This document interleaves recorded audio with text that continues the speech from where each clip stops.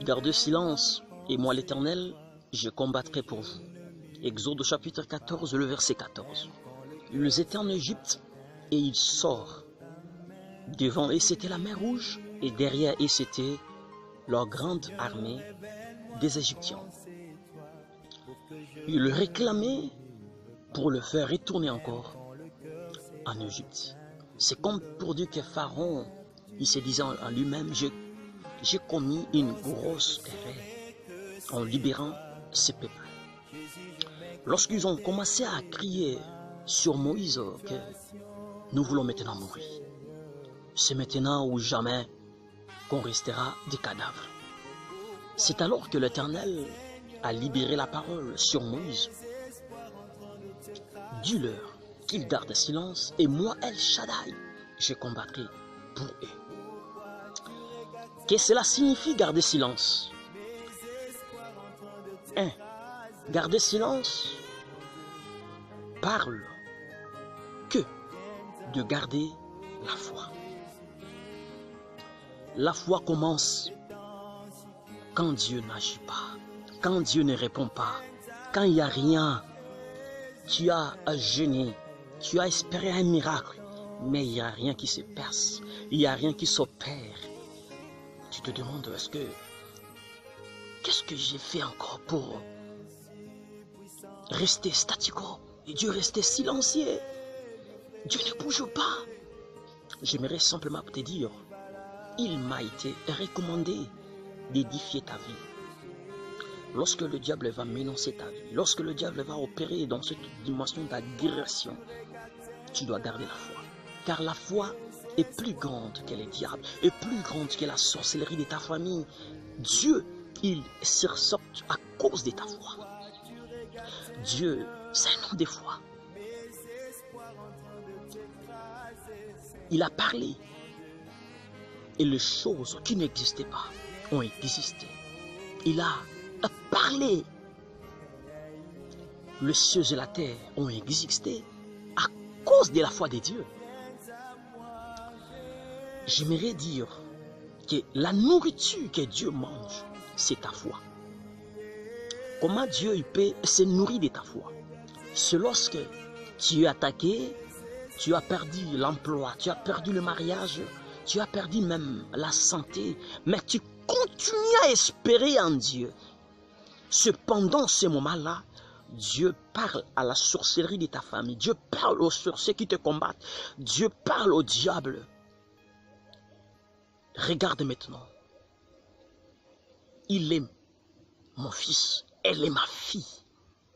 Il n'a pas trahi à l'alliance. Pendant ces moments-là, Dieu, il mange ta foi.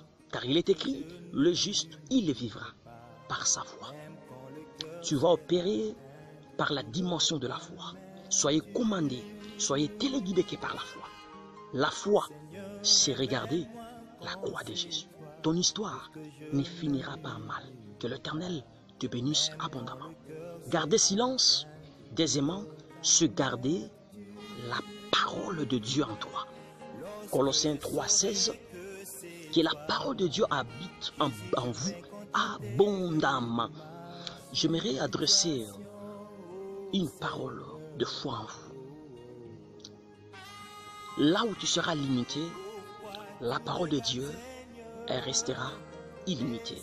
Tu entreras et tu sortiras que par le pouvoir de la parole de Dieu. Lorsque la parole de Dieu puisse dominer l'espace de ton esprit, lorsque la parole de Dieu puisse dominer le sentiment de ton existence, lorsque ton être te dira non, maintenant, je n'arrive pas à te tenir debout, que la parole de Dieu dise en toi, tu arriveras et tu arriveras au bon port de ta destination. Tu dois citer, tu dois proclamer la parole de Dieu devant l'obstacle des maris de nuit qui te combattent, devant l'esprit des malchances, devant l'esprit des malédictions, devant le menace satanique. Tu dois proclamer la parole. La Bible déclare, Actes 10, 38, Jésus rempli de l'esprit, il allait de ville en ville, des villages en village. Jésus-Christ il est aussi arrivé dans votre village. Avant que toi tu existes, avant que le village de votre famille soit conçu, il était déjà là. Alors, lorsque les esprits des coutumes te menacent, tu dois proclamer que Jésus allait de ville en ville, de village en village. Il délivrait tout ce qui était sous l'empire de la sorcellerie coutumière. Peut-être votre coutume a interdit le mariage, la percée a interdit l'abondance, le bien-être a interdit beaucoup de choses, mais par la lumière de la connaissance, tu opéreras que par la parole pour aussi parler et donner des ordres en qualité d'un enfant de Dieu sur la terre. Que l'Éternel te bénisse abondamment. Tout ce que Dieu a créé a des oreilles. Tu dois parler aux esprits qui se trouvent dans les mondes de ténèbres. Ils ont des oreilles. Tu dois parler au vent. Le vent a des oreilles. Tu dois parler. Je dis bien, tu dois parler. Parle. Et Dieu va exécuter. Troisièmement, garder silence, c'est garder la vie de prière et de jeûne. Bref, c'est garder une vie de sacrifice. J'aimerais simplement te dire que celui qui a la promesse de Dieu, il a la vie. Et la promesse de Dieu s'ouvre par des sacrifices, par des jeûnes et par des prières. N'aie jamais comparé ta vie à celle de l'autre. Toi, ta vie est différente de l'autre. Tu dois percer dans la prière. Peut-être il y a des grands combats en toi. Cela annonce que tu dois aussi augmenter une vie de sacrifices, de jeûnes et prières. C'est alors que tu deviendras grand. C'est alors que tu vas... Dieu aussi donnera de grandes connexions dans l'histoire de ta destinée. Que l'Éternel te bénisse abondamment. Peut-être tu as dégoûté la vie de jeûne et prière, tu as dégoûté cela. Je suis en train de faire cette prière. De la même manière que tu es en train de passer le temps entre des zapper et des chatter, reçois aussi cette faveur d'aller chercher et creuser dans la présence de Dieu. C'est là où Dieu t'attend. Et dans la présence de Dieu, c'est là que tu deviendras plus que meilleur. Que l'Éternel te bénisse. Reçois ces fardeaux, reçois maintenant cette soif d'aller chercher la présence de Dieu. Recevez cette soif au nom de Jésus. Plus jamais tu seras amoureux de la prière, plus jamais tu seras amoureux, je dis bien assoiffé de la présence de Dieu.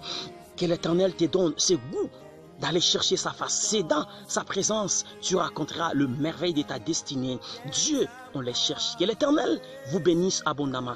Gardez simplement silence. L'Éternel, il va agir à ta faveur. Si tu gardes la foi, si tu gardes la parole, la vie de prière et de sacrifice, tu deviendras meilleur. Même si on te réclame pour aller et retourner en Égypte dans la servitude de la sorcellerie, l'Égypte c'est votre famille, l'Égypte c'est peut-être votre coutume.